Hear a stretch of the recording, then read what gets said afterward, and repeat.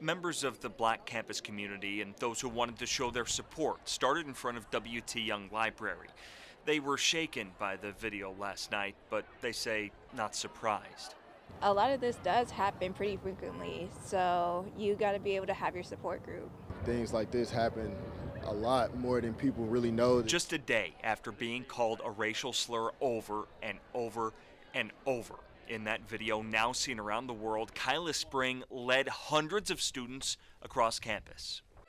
Speak up! You can! Speak up! You can! Then, she told her story. My name is Kyla Spring. Say your name. Say it, girl.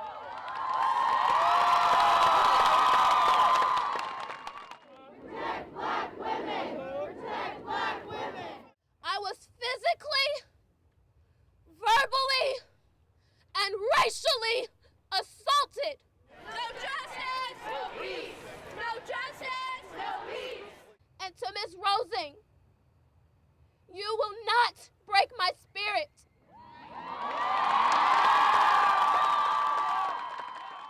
You will not break my spirit, and you will be held accountable for your actions.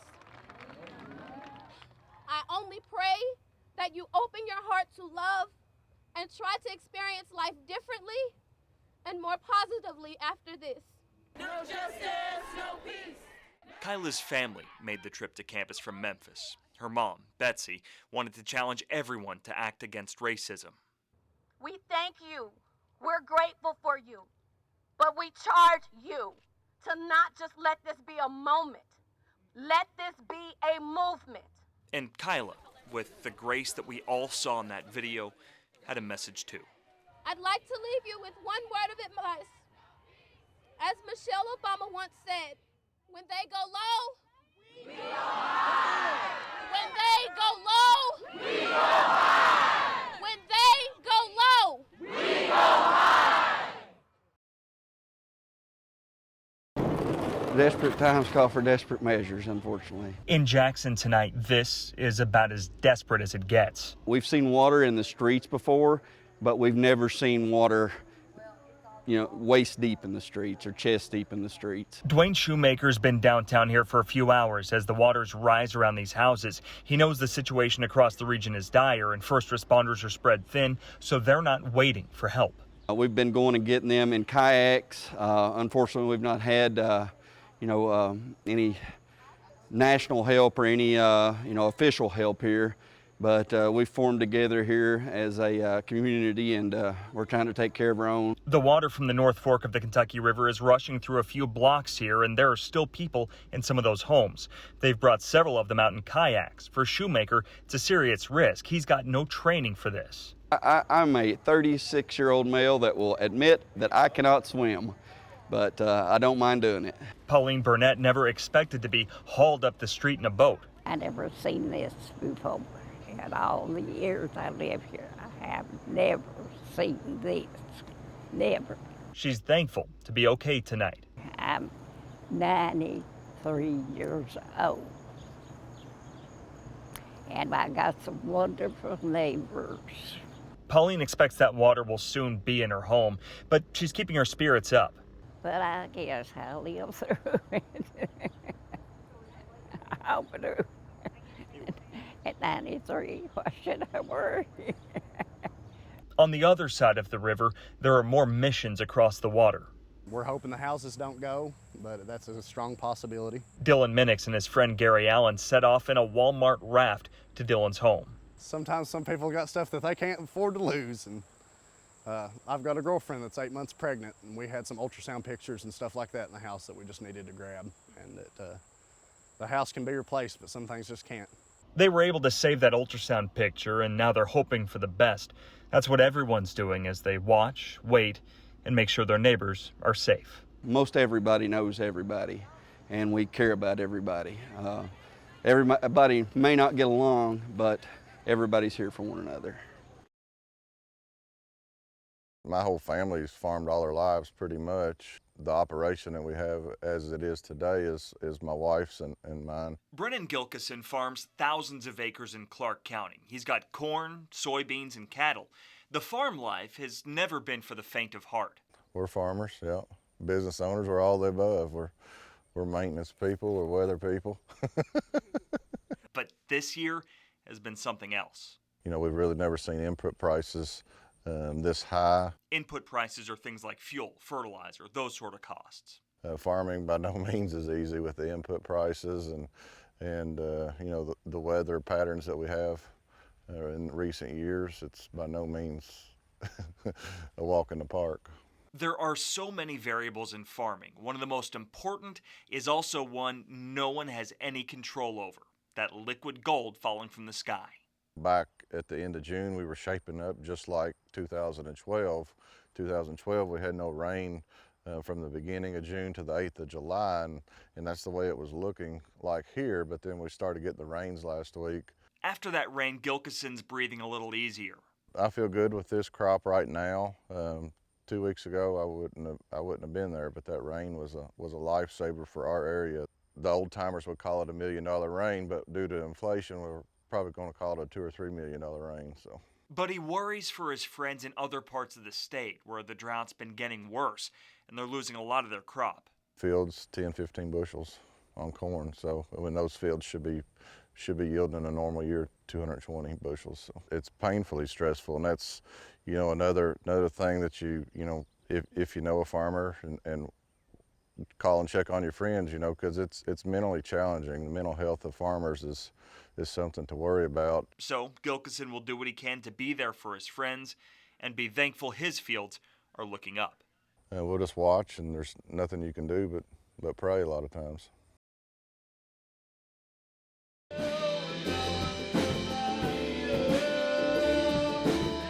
You don't hear many garage bands these days. Mom's Mad is more of a basement band. We actually just put out 2 new songs and we all recorded them in this basement, you know. Ben Weeks plays bass, trying to emulate his favorites. Definitely got to be the Beatles, Rolling Stones, Led Zeppelin. Ben just finished his freshman year at Transylvania University, and he's thinking of making music his career. Tomorrow night could be a good step toward that. We got a gig over at Wildside Winery. It's called Wish Fest. This event is for Make-A-Wish. We're raising money for them to help other kids with their wishes. They've been practicing hard, hoping to help raise a lot of money. It just makes me feel good, you know. But for Ben, it's not just any gig.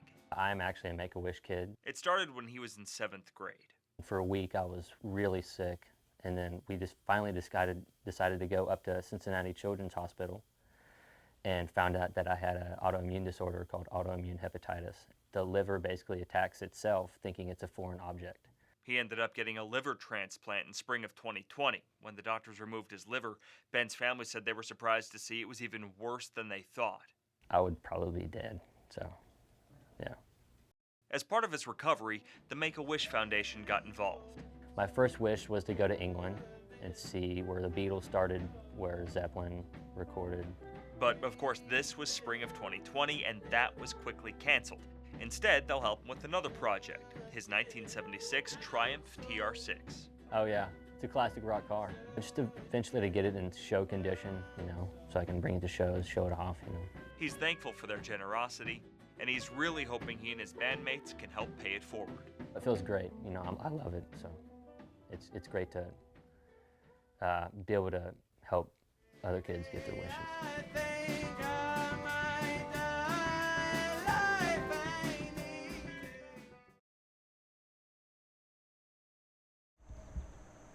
Berea College Forest is a hiker's paradise just a few miles outside the city of Berea. The Berea College Forest in particular has an amazing amount of biodiversity. So part of my job here is to survey and to track that biodiversity. Ecologist John Abrams sees a lot of wildlife here. We have bobcats and foxes and coyotes that are all out here. We'll see their tracks along the trails. But not too many of these. I really want to emphasize that the Pinnacles is not a great place to drop off any animal. That's how this Russian tortoise ended up here. She's one of 4 that were dropped off in the forest sometime over the last 3 weeks. John spotted it in the road as he was leaving work and quickly realized it was nothing like the eastern box turtles they typically see around here. He suspects the people who dropped it thought they were putting it in a safe spot, but that's not the case. You run the risk of introducing, disease or parasites that, those animals may be carrying, and you don't want to introduce that into the populations here. He took her home where she and the forest would be better off. My wife and daughter fell in love with it immediately, and maybe I did too a little bit. So they've named her Zelda. Now, you might be surprised just how far a tortoise like Zelda there can actually go. She was found about a mile from where they were dropped off, and John says people in a 6-mile radius of the pinnacles should keep an eye out. They're tenacious. They'll just keep going. She's decided she wants to go this way. She's going to keep going that way for several hours today, probably, if we let her. Zelda and her siblings aren't the first non-native animals to be dumped here. A few weeks ago, they learned a domesticated rabbit was let go. It was playing in its owner's yard, and someone passing by mistook it for a wild rabbit. John said they drove out here to release it, thinking it would be better off than back in town. The owner was out here every day, and we looked for it, and we set up, set live traps for it and put his litter box out here.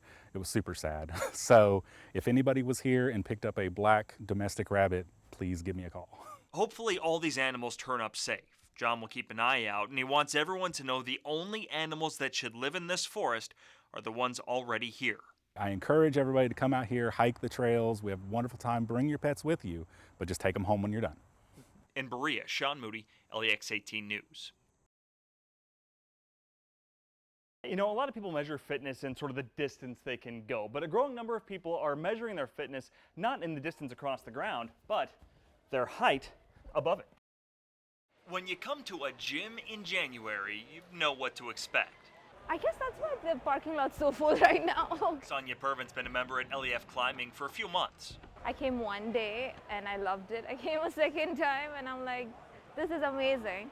As people make New Year's commitments, managers here see people looking for something different. Climbing works muscles that no one is used to using. Might be different parts of your forearms, your back. Obviously there's the technical science words behind those, but for the most part, it's a workout unlike any other. And it's a kind of workout that's seen a big boom. Director of Operations Ryan Smith said LEF has grown 40% since 2019, and they expect about 8% growth in 2023. 40% of Americans all have an active fitness membership, and lately we're actually seeing an increase in check-ins as well. So that means that people aren't just having them and keeping them active, they're having them and using them. As the new year brings in more people, BB Nichols says the climbing community welcomes them in. It's a really great community. People are very friendly, very outgoing, humble, genuine. It's a very different environment than other places. And there's also some built-in accountability. If you want to rope climb, you need a partner. When you have that partner that's relying on you just as much as you're relying on them, you two are going to meet your goals together. So whether you're the type of climber that gets halfway up the wall or all the way up here to the anchors, the people who are out here say there's something for pretty much every level. In Lexington, Sean Moody, LEX18 News.